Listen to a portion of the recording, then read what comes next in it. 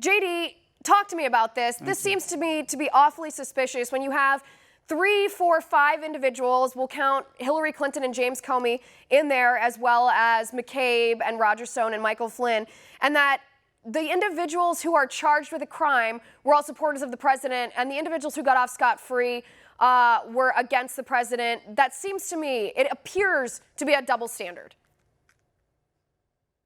Liz, this is horrendous and terrifying. This is how republics end. There's a two-tiered system of justice here in the United States. It's different for Democrats and Republicans here in Washington, D.C.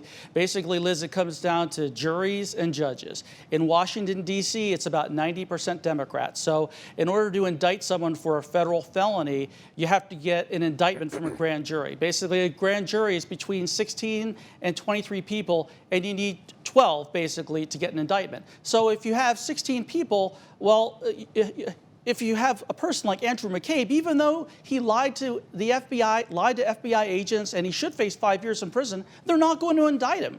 Allegedly, the Justice Department tried to get an indictment against him last fall, but they couldn't. That's what's been reported.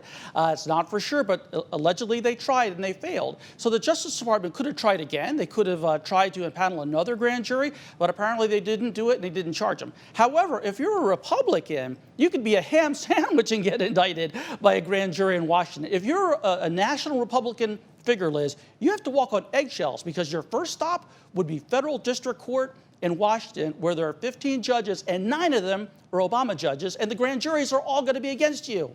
And by the way, Andrew McCabe, there are a lot of liberals today saying, Andrew McCabe, when did he lie? Where did he lie? Inspector General Horowitz referred McCabe for criminal prosecution, referred him to the Department of Justice for criminal prosecution because he lied to the feds, he lied to other FBI agents, and then he tried to blame leaking to the media. He tried to blame this on other agents, even though he did it to himself.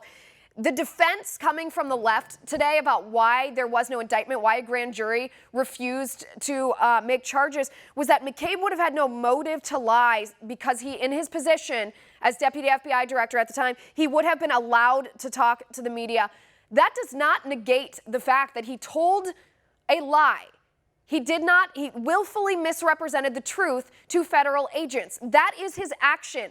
That right there, and that action is against federal law. Whether or not you think it was stupid of him to do because maybe he was allowed to talk to the media, regardless of what you think his motivation was, maybe he didn't want people to know it was him because he knew he was doing it for a political reason. You can't always get inside people's heads like that. The fact of the matter is he lied, and that's against the law.